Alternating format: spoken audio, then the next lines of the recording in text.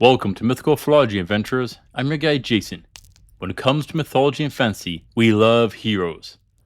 Those who defy destiny, whose very actions change the world. Those who become symbols of a people. And today I want to look at a popular one, Maui.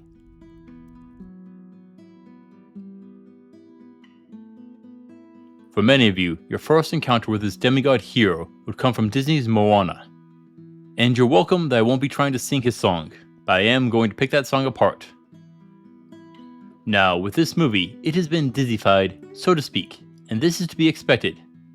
So what is the true story of this demigod, found throughout all Polynesian mythology? This has caused there to be several versions of his stories. In the Hawaiian version, he is the child of a mortal man and the moon goddess Hina. In the Maori version, he was born prematurely. His mother, Tauranga, thinking he was too weak, decided to chuck him into the ocean. Oh, she wasn't completely cruel here. She did wrap the baby in her hair before throwing him into the water. In addition, there is a reason that she did this. In Maori mythology, there is the Atua Kahua Kahua, which are malevolent spirits of children who died too young. So they are similar to things like the Botchlings and Puranik from Polish mythology. So this was done to save him from a miserable fate. But that didn't go according to plan. He was saved by the ocean spirits, cared for by sea creatures in a kelp forest, and fully formed in the waves.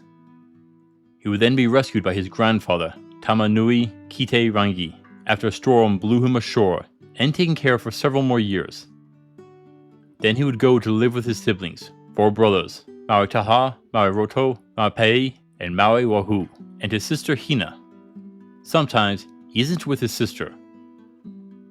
Now his family and village was celebrating, and Maui sat with his brothers unbeknownst to them.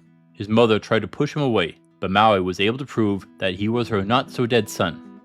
Her brothers are antagonistic at first, except for the eldest, who does offer some protection.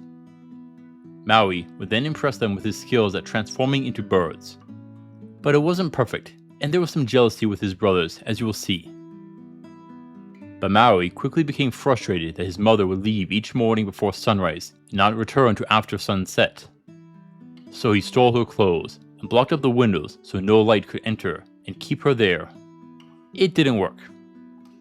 She would pull up the grass and sneak into a tunnel to the underworld to meet with her husband, Maki Atu Tara, who was the lord of the underworld. So Maui snuck along behind them and found his parents in a grove of trees. Climbing into the branches over their heads, he dropped berries on them to get their attention. Needless to say, this startled them, and his father then realized that his son hadn't been baptized, and he quickly did. Only to mess it up and curse Maui, and with him, all humanity with mortality.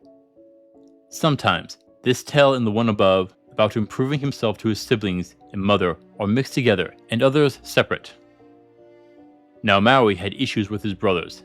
They would never let him go fishing with them. So he didn't care, and made a fishing hook from a whale's jawbone, and snuck onto his brother's canoe, and waited for morning. If you're a fisherman, you probably like to head out bright and early too. Okay, probably not bright, so dark and early, and that's what his brothers did, and Maui didn't reveal himself until they were too far out to sea. Ha! Now they can't stop him from fishing with them.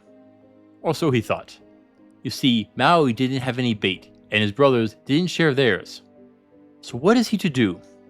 Well, he baited his hook with his own blood and threw it into the water. And then, after a while, he pulled out a giant fish. This fish would become an island, depending on the source, either the North or the South Island of New Zealand.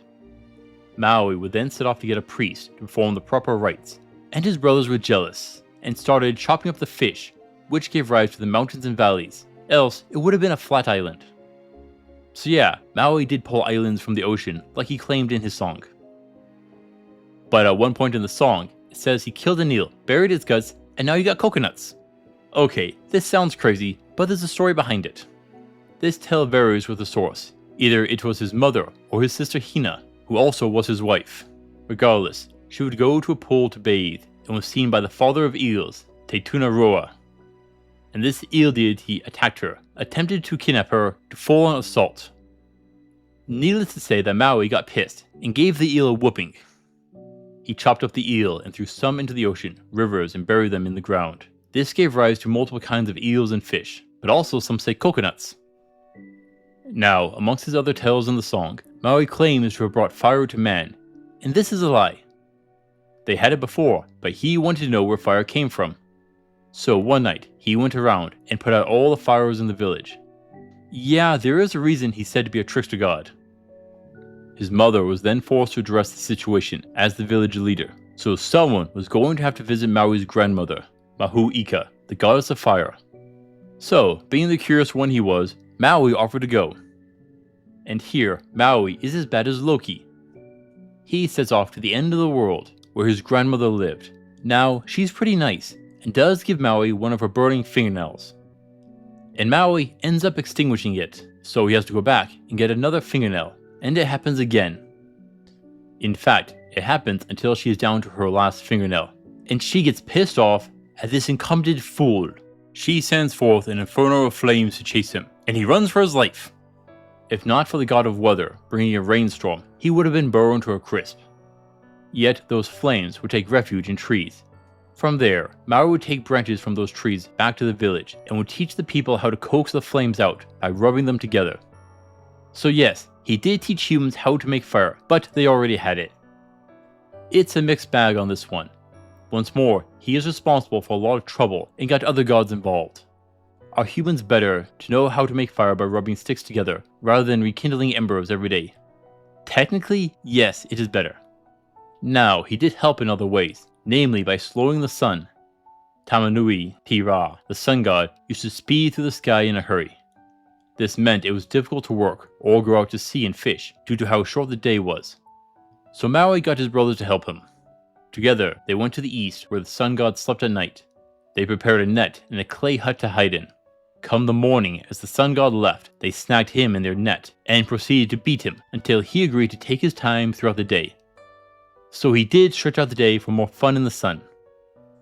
But there was something else that came out of this. In some tales, Maui was said to have another wife, named Rohi, who was the sun god's sister. She was beautiful with a face that shone, and she was said to have an attitude and called her husband ugly. Some tales also said that he was cruel to her, so take it for what it's worth. One day, after being called hideous, he offered to change faces, and she rejects. Well, he's a trickster, and knew a spell to swap faces. And needless to say that his wife was not happy when she woke up. Wouldn't you, if you woke up with someone else's face? Well, she panicked, and ran to the underworld, where she would then become the goddess of death. So, if you see Maui with an ugly face, it is before this. But, if he's got a pretty and bright sun-like face, then it is after this. Yet, he's kind of trash right here, and it does sound like a toxic relationship to begin with, which was part of the problem, I think. It probably isn't smart to bully your husband about his looks, nor is it to pull pranks on your wife. Now, did you know that birds were once invisible? Yeah, according to the Hawaiian version, they used to be. They could still be heard by others, but only Maui could see their beauty. Now, most sources are vague on how he did it, but he tricked the birds into becoming visible to all. Regardless, he did, and then others could enjoy the beautiful birds. Another of his feats is shared by Heracles and Atlas, and that is lifting up the heavens. Originally, the sky was much lower than it is today, and Maui didn't like that. It made it hard to move around and climb. So Maui, who lifted islands from the bottom of the ocean, it shouldn't be a surprise that he could also raise the roof of the world.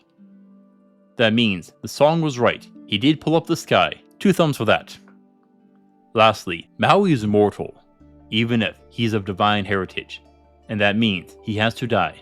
So he sought a way to make humans immortal, and to address this, he sought out another of the goddesses of death and night, Hina Nui Te Po, at the advice of his father, who sought to trick Maui into being the first man to die. While Hina Nui Te Po was asleep, Maui approached her. And this right here is probably the reason this video might be taken down. There is no way in hell that Disney would ever consider doing this story. This would likely be a hentai plot. So, if you are on the younger side, please skip ahead a bit. If not, here we go. Maui attempted to reverse the birthing process, to enter her body through her vagina and out her mouth. Mind you, they are not linked in any ways, so it wasn't going to work. Maui took the form of either a beetle, a worm, or a reptile and violated her. While he did this, he was being watched by several birds called fantails, and they started laughing at the sight. Now, funny thing about this goddess of death and night, She has a condition called vagina dentata. Yeah, it's teeth where there aren't supposed to be teeth, and hers are made of obsidian. And you can guess what happens. Yeah, she bites down with her vagina and kills Maui. Yeah, not a glorious death. Well, it's a death that not many can claim. But a different one to be sure. It was an attempt to ultimately undo the mortality which humans are cursed with, which is due to his father messing up his baptism. So fitting that he's the first human to die. So what do you think of the man, the myth, the legend of Maui? Well, he's not the worst hero we have addressed, but he's no saint. He bullied multiple people, including one wife. Of course, most of what he does is for the benefit of others. So his song in Moana actually does cover a lot of his real feats. But some are changed to make them more presentable, especially to a young audience. But hey, many myths are toned down for such a situation. Well, what can I say except thank you for watching, adventurers. Please return next time. Until then, I'll see you on the roads.